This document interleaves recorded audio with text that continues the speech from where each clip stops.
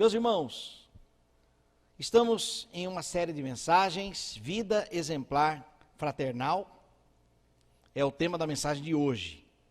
A série é Vida Exemplar. Na primeira mensagem, Vida Exemplar Cristã ou Vida Exemplar Pessoal, eu falei sobre a nutrição espiritual, a importância de nós buscarmos a palavra de Deus, que é o alimento puro do crente. Falei das renúncias como oferta ao Senhor, porque nós não oferecemos mais sacrifício de animais, porém, quando nós renunciamos, estamos agradando a Deus, renunciando para permanecermos fiéis. Falei das responsabilidades que nós temos e também a importância de honrarmos ao Senhor com a nossa vida. A vida exemplar familiar, que foi o assunto da semana passada, falamos que a conversão da família é a vontade de Deus, né? Tanto que a orientação é mulheres, se o seu esposo ainda não obedece a palavra, que ele seja ganho sem palavra alguma. Então, Deus instruindo as esposas de como ganhar seus esposos. Então, o desejo de Deus é que a família se converta. A fidelidade cristã que promove um ambiente propício para a manifestação de Deus, que é a nossa conduta dentro de casa para que os familiares se convertam. A paz no lar é uma característica da família cristã. E Pedro também ensinou que o Senhor deseja responder às nossas orações. Hoje nós vamos falar sobre a vida exemplar na igreja. O tema que eu dei foi a vida exemplar fraternal. E na semana que vem nós vamos falar sobre a vida exemplar social. Como deve ser a nossa postura ou as lições de Pedro para os cristãos diante ou na sociedade. Vamos ler então 1 Pedro, capítulo 3, versículos de 8 a 12. 1 Pedro 3, versículos de 8 a 12. Muito bem. No telão, para termos a mesma versão, mas você pode ficar com a sua Bíblia aberta aí. Quanto ao mais, tenham todos o mesmo modo de pensar, sejam compassivos, amem-se fraternalmente, sejam misericordiosos e humildes. Não retribuam mal com mal, nem insulto com insulto. Ao contrário, bendigam, pois para isso vocês foram chamados, para receberem bênção por herança. Pois, aí está entre aspas porque é o Salmo 34, né? Versículos 10 a 12. Quem quiser amar a vida e ver dias felizes, guarde a sua língua do mal e os seus lábios da falsidade. Afaste-se do mal e faça o bem, busque a paz com perseverança, porque os olhos do Senhor estão sobre os justos e os seus ouvidos estão atentos à sua oração, mas o rosto do Senhor volta-se contra os que praticam o mal. Até aqui. Deixe-me só confirmar, eu falei versículos 10 a 12 lá de Salmo 34, mas eu acho que eu errei. Só para informar aqui corretamente, versículos 12 a 14, tá? Que é o texto que Pedro mencionou aqui. Vamos lá. Relembrando que Pedro escreveu para uma comunidade da primeira geração, comunidade cristã, a primeira geração de pessoas convertidas depois de Cristo, e essa comunidade se reunia em vários grupos, em várias localizações, e Pedro então escreve a carta para as comunidades da Ásia Menor. Ele falou sobre o cristianismo, a vida do crente, que está fundamentado na pedra angular, que é Cristo. Ele está escrevendo aqui, no início da carta fala aos forasteiros e peregrinos, e também ele dá uma palavra específica para aqueles que são menos favorecidos aqui no contexto. Ele fala de servos, aos servos, empregados, ele fala também às mulheres, que foi o texto base que nós usamos na semana passada, e que agora ele começa o versículo 8 dizendo: finalmente, Então, este finalmente significa que ele está fechando uma linha de raciocínio, depois de ter dito sobre como agir na sociedade, que vai ser a mensagem da semana que vem, como os servos e empregados deveriam se portar diante dos patrões, diante do trabalho, como as esposas deveriam se portar diante dos esposos que não eram convertidos. E agora, então, finalmente, vem a palavra para aqueles que são cristãos, perdão, uma palavra dirigida para a comunidade cristã. Então, é um encerramento das orientações aos cristãos menos favorecidos. E aqui, então, nós temos 3 conselhos de Pedro para a igreja de Cristo. O primeiro conselho é para que a igreja viva em igualdade. O versículo 8 diz: finalmente, sede todos de igual ânimo, compadecidos fraternalmente, amigos, misericordiosos, humildes. E aí vem o versículo 9, não pagando mal por mal, ou injúria por injúria, antes, pelo contrário, bendizendo, pois para isto mesmo fostes chamados, a fim de receberdes bênção por herança. Nós devemos viver em igualdade, e aqui há dois segmentos, em relação à igreja e em relação àqueles que maldizem os cristãos. Até porque o contexto aqui é de hostilidade e de perseguição. Então, Pedro está orientando como a igreja deveria se portar internamente e lá fora, diante daqueles maldizentes. E a orientação dele é que eles tivessem o mesmo modo de pensar, ou seja, uma mesma visão em relação ao reino de Deus. Até porque 2 visões significa divisão. E Deus não se agrada com divisões. A palavra do Senhor para nós, que predomina, é a unidade. Nós não podemos permitir nenhum tipo de divisão na igreja.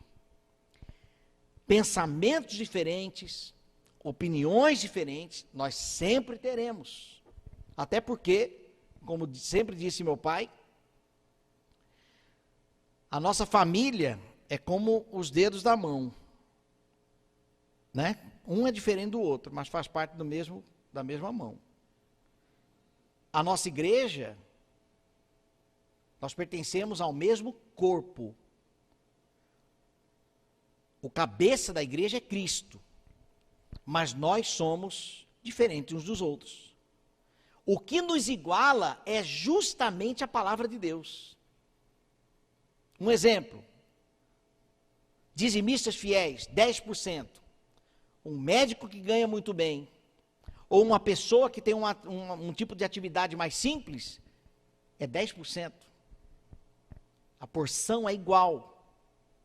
Então, nós temos que viver dentro de uma mesma visão, dentro de uma mesma compreensão. O apóstolo Paulo, em Éfeso, vai dizer que nós devemos crescer no conhecimento até alcançarmos a perfeita varonilidade de Cristo. Então, todos nós estamos envolvidos dentro de uma só fé, um só batismo. Nós estamos diante da mesma palavra, dos mesmos princípios. Então, nós temos que ter a mesma forma de pensar. Praticando o amor é um segundo ponto aqui, dentro deste viver em comunidade que Pedro nos orienta. No versículo 8, aparecem 5 adjetivos dos cristãos: igual ânimo, compadecidos, fraternalmente amigos, misericordiosos e humildes. O que está no centro, a característica, o adjetivo do centro é fraternalmente amigos. Nós temos que ser amigos uns dos outros. Nós temos que aprender a conviver. Esta é a orientação de Pedro para aquela igreja. No grego, Filadelfoi, que vem a palavra Filadélfia, que significa justamente um amigo fraternal, né? É bem provável que estes cristãos que estavam aqui recebendo essas instruções não tinham o amor do mundo lá fora. Então, para compensar, dentro da igreja, a recomendação é esta: que haja amor entre nós. Que haja, então, cada um destes adjetivos. Unanimidade, que é igual ânimo. A palavra original para igual ânimo aqui é a unanimidade. Então, que nós tenhamos esta unanimidade, sejamos únicos de fato. Compadecidos, a palavra também traduzida do simpático, mas a palavra que se encaixa melhor para nós aqui é a empatia.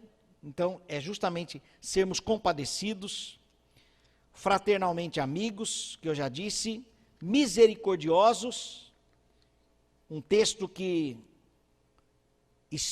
especifica ou clareia o nosso entendimento sobre misericórdia. Sermos misericordiosos é Romanos capítulo 12, versículo 15, que diz: alegrai-vos com os que se alegram, chorai com os que choram. Há tempo de se alegrar e há tempo de chorar. Quem são as pessoas que estão alegres hoje? E nós precisamos, então, nos alegrar com elas. Quem são as pessoas da nossa igreja que choram hoje? Nós precisamos, então, chorar com os que choram. Isso é ser misericordioso. Porque quando nós não somos misericordiosos, nós estamos sendo frios, nós não estamos tendo empatia, não estamos nos colocando no lugar do outro, estamos sendo egoístas.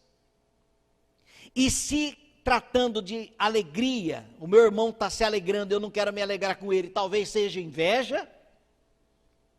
Então nós temos que também policiar, né? Sondar o nosso coração pecador. Enganoso é o nosso coração. E humildes, que é o oposto do desejo de grandeza. Eu quero ser o maior, né? Os próprios discípulos falaram: e aí, Senhor, entre nós aqui, quem é o maior? Jesus falou assim, em outras palavras, Jesus falou assim: baixa a bola aí, porque não é assim não. Então nós temos que ter humildade. O Senhor, na verdade, Ele deu recursos para nós nos amarmos como igreja.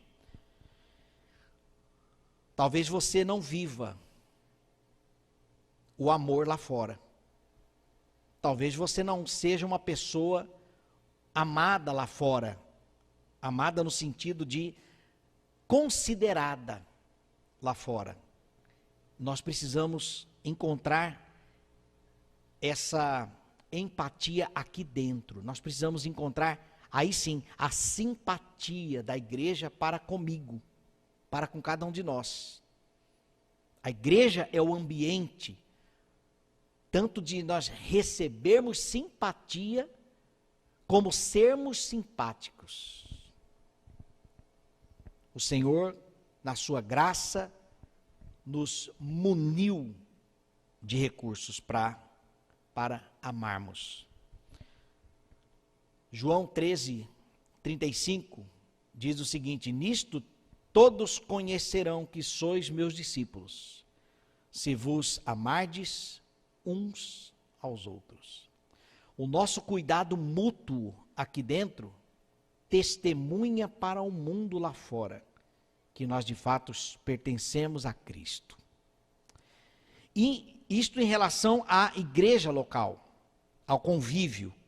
E em relação aos maldizentes, aqueles que reprovavam as conversões, aqueles que perseguiam os cristãos, A orientação de Pedro está no versículo 9, que é a nossa resposta, ela não deve ser vingativa. Versículo 9 diz, para aqueles, a igreja, aqueles que te perseguem, versículo 9, não pagando mal por mal, ou injúria por injúria, antes, pelo contrário, bem dizendo, pois para isto mesmo fostes chamados, a fim de receberdes bênção por herança.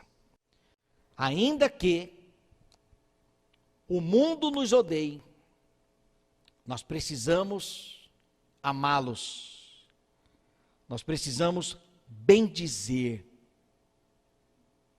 ao invés de pagarmos o mal por mal, insulto por insulto. Nós temos que ter sabedoria. A nossa atitude, a nossa postura, a nossa resposta para aqueles que nos perseguem não pode ser vingativa. Então, a primeira lição é esta: vivermos em igualdade. O segundo conselho de Pedro é buscarmos uma vida de qualidade. O versículo 10 diz, pois quem quer amar a vida e ver dias felizes, aqui ele já está mencionando o Salmo 34, refreie a língua do mal e evite que os seus lábios falem dolosamente. Meus irmãos, quando eu digo buscarmos uma vida de qualidade, ela não está relacionada a uma vida gananciosa, mas de fato uma vida de qualidade. No Senhor. A Bíblia nos orienta como fazer isso. Né? Nós não podemos achar que a vida cristã é uma vida masoquista. Assim como criam aqueles que iam para os mosteiros, se isolarem do mundo, vivendo uma vida de privações, porque se acreditavam que os prazeres deste mundo estavam relacionados diretamente com o pecado. Mas é neste contexto de buscarmos uma vida de qualidade que eu digo que nós não estamos aqui substituindo a qualidade de vida por Deus, né? Colocando, na verdade, a qualidade de vida no lugar de Deus. Não é isso. Nós podemos fazer isso. Quem quer amar a vida e ver dias felizes, Pedro nos instrui. A vida, sendo um bem precioso que o Senhor nos deu, nós precisamos valorizá-la. Nós precisamos honrar ao Senhor com a nossa vida e, por que não, buscarmos a qualidade de vida. Meus irmãos, prestem atenção aqui. Muitos recursos para termos qualidade de vida já estão disponíveis para nós. Nós vamos ver aqui, mais para frente, que no versículo 11, Pedro diz o seguinte: busque a paz e empenhe-se por alcançá-la. Ou seja, a paz, ela já está aí. Agora empenhe-se para alcançá-la. A qualidade de vida, ela está aí. Agora, nós precisamos também empenhar para alcançá-la. Uma oportunidade de emprego está aí, mas eu preciso me empenhar para alcançá-lo. Será que eu estou com o devido preparo para concorrer? Este contexto de emprego não estou tirando aqui de Pedro, mas que se aplica. Estas lições de que há recursos disponíveis, há bênçãos disponíveis para nós, mas que nós temos a missão de trabalhar para aquilo. Nós temos a nossa responsabilidade para tal. Né? Da mesma forma, dentro de casa, relacionamento familiar, Eu não vivo do jeito que eu quero, porque eu sou crente, agora que se lasque o mundo e tô nem aí para paçoca. Não. Eu preciso fazer a minha parte. É o que eu digo lá em casa. Lá em casa eu digo o seguinte, olha, para vivermos em paz, cada um deve exercer a sua missão. Não é papel de um ou de outro, é de todos, né? Então, o que Pedro vai falar sobre buscar uma vida de qualidade? O conselho de Pedro está relacionado a um linguajar puro e honesto. Primeiramente, quando ele diz sobre a prudência no falar, refreie a língua do mal. Aí eu lembrei da mensagem do pastor Paulo Sérgio deste final de semana, que ele pregou Isaías, onde ele diz, eu sou homem de lábios impuros. Deus tem misericórdia de mim. Deus tem misericórdia de nós. Somos homens de lábios impuros, mas o Senhor, pela sua misericórdia, Ele nos recebe. Por causa de Jesus, Ele nos aceita. Por causa de Jesus, Ele nos envia. Ele nos comissiona para esta missão. Refreie a língua do mal. Olha aqui a nossa parte, está vendo? Para que haja qualidade de vida, eu tenho um dever, uma tarefa. Refrear a língua do mal e evitar que os meus lábios falem dolosamente. Dolo, aqui são falsas palavras. No meio da igreja não pode haver isso. Falsas palavras. Isto nós podemos criar um problema terrível no nosso meio, que para resolver pode dar trabalho. Né? Então nós temos que nos policiar. Então, um linguajar puro e honesto. Depois vem o desprezo pelo pecado, quando o texto diz, aparta-se do mal e pratique o que é bom.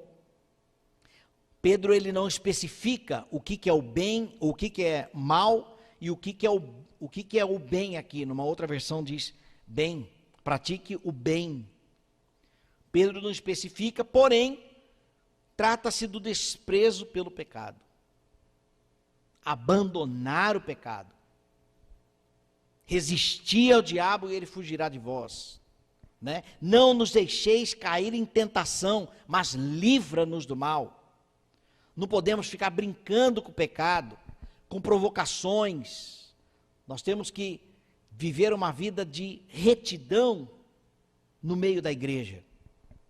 E quando percebermos que há pecado na vida de um irmão, na vida de uma irmã, nós temos que ser misericordiosos, abençoadores, e estendermos as mãos e falar assim, vem cá, sai daí, deixa eu te ajudar. E nós contribuirmos, como diz Tiago, né? Que quando nós trazemos de volta uma pessoa para o caminho, uma multidão de pecados é perdoado. Então nós temos que ser esse canal de bênção. Não é assim, tudo é o pastor. Pastor, nem te conto. Não, não é isso não. Mateus capítulo 18, lembram? Se o irmão pecar contra ti, vai até ele, em silêncio. Só vocês dois. E converse com ele. Se ele não aceitar, leve uma testemunha. Então, a contribuição como igreja, para que não haja pecado no meio dela, a prática do pecado, constante e consciente, é a missão de cada um de nós. E aí nós vamos então desfrutar de uma qualidade de vida. Porque quem está no pecado não está vivendo uma vida de qualidade. Está vivendo uma vida de mentira. E sofre as consequências. O salário do pecado é a morte. Um abismo chama outro abismo. Não é isso que diz a palavra? Então, pecado não é um bichinho de estimação. Não pode ser um bichinho de estimação. Tem gente que brinca com o pecado. Mas precisa ser inadmissível no meio da igreja. Mas é impossível que não haja. É importante dizer isso aqui. É impossível que não haja, mas havendo, eu preciso ser uma bênção para o meu irmão, para contribuir para que ele saia. Um linguajar puro e honesto, o desprezo pelo pecado e a busca pela paz. O texto diz aqui, como eu disse, né? Busque a paz e empenhe-se por alcançá-la. Jesus é o príncipe da paz. Jesus prometeu dar a paz que não tem a ver com a paz do mundo.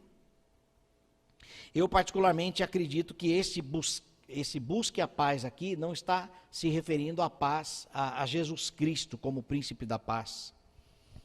Porque empenha-se por alcançá-la, nós não alcançamos, nós somos primeiro alcançados, né? O amor de Cristo, nós amamos porque Ele nos amou primeiro, né? Mas a paz aqui no sentido de o convívio em paz. Tem hora que a gente vê alguma coisa que a gente discorda, mas a gente respeita. Não no sentido, o que não pode acontecer é quando fere um princípio da palavra e nós então ficamos calados. Aí nós estamos contribuindo para o caos. Mas no que tange aqui a nossa responsabilidade para contribuirmos para que a paz reine no nosso meio, nós temos que ser facilitadores e não provocadores, né? Nós temos que contribuir para que haja a devida paz.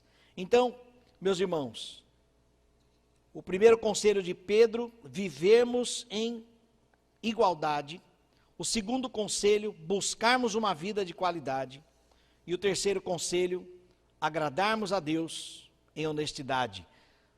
Versículo 12, porque os olhos do Senhor repousam sobre os justos, e os seus ouvidos estão abertos às súplicas, mas o rosto do Senhor está contra aqueles que praticam o mal, ou praticam males. Pedro aqui ele faz uma separação dos justos com aqueles que praticam o mal. E a Bíblia, na verdade, em todo o seu contexto, ela é muito clara em dizer da diferença que há entre justos e ímpios, né?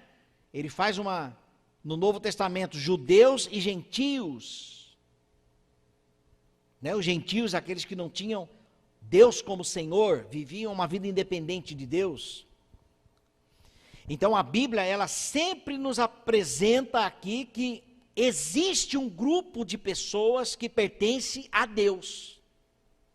E a pergunta que eu faço para você é: você pertence a esse grupo? Você de fato tem a certeza de que a sua vida já pertence ao Senhor? Ou seríamos apenas simpatizantes da verdade, com a mensagem? Na época de Charles Spurgeon, uma autoridade ateu, ele ia nos cultos por causa do poder das pregações que ele percebia na vida de Spurgeon. Ele gostava de ouvir Spurgeon, mas ele era ateu. Então estar numa igreja, né, ela não significa necessariamente que estamos fazendo parte do reino de Deus. A primeira aula na classe membresia, que vai ser domingo agora, o tema da aula é membresia do céu. Antes de sermos membros na igreja, nós temos que ser membros no céu. Então existe aqui, Pedro faz essa distinção, a separação dos justos daqueles que praticam o mal. Outra lição que nós temos aqui é que os justos não devem praticar o mal, porque o mal é característica dos injustos. E nós, como cristãos, não devemos praticar o mal. Nós devemos apartar-nos do mal, evitarmos o mal, não pagarmos o mal por mal, como diz o versículo 9. Os justos, neste versículo, Deus vigia sempre. Agora, essa vigia Não é como naquele tom de punição, eu estou de olho em você. Não.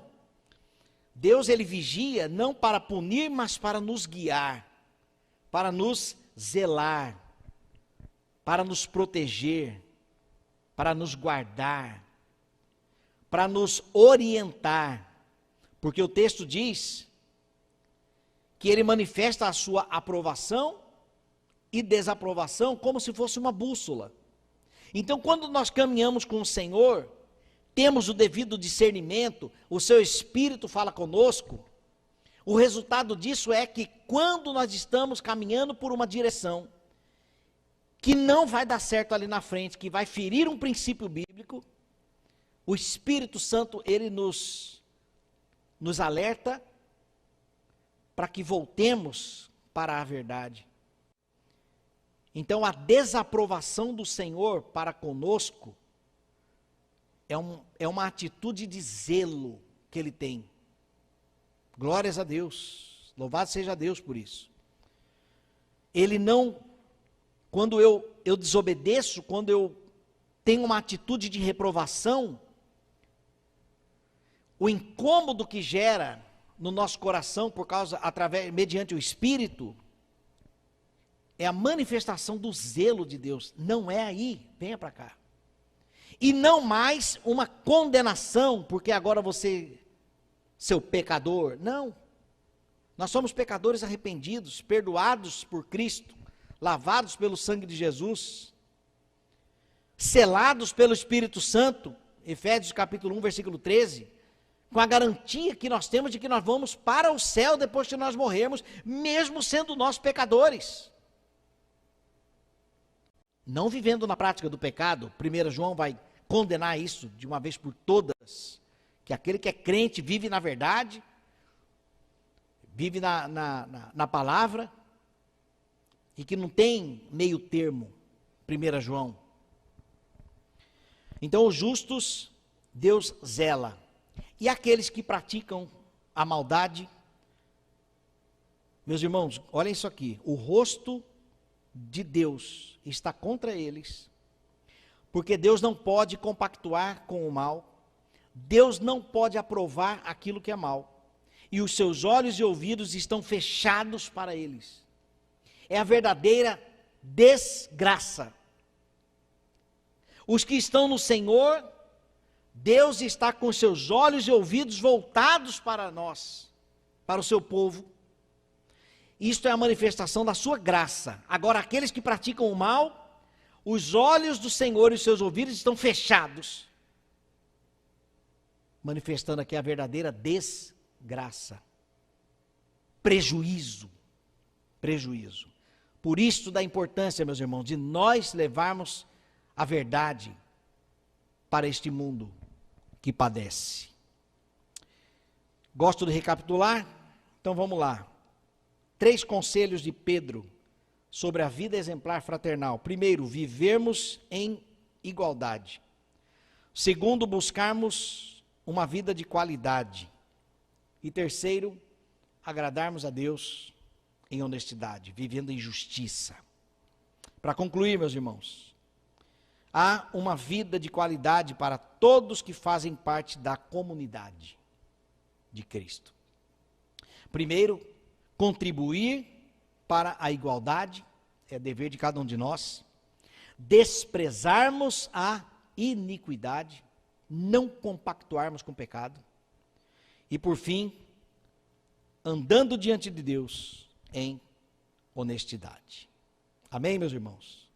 Amém ou misericórdia, né?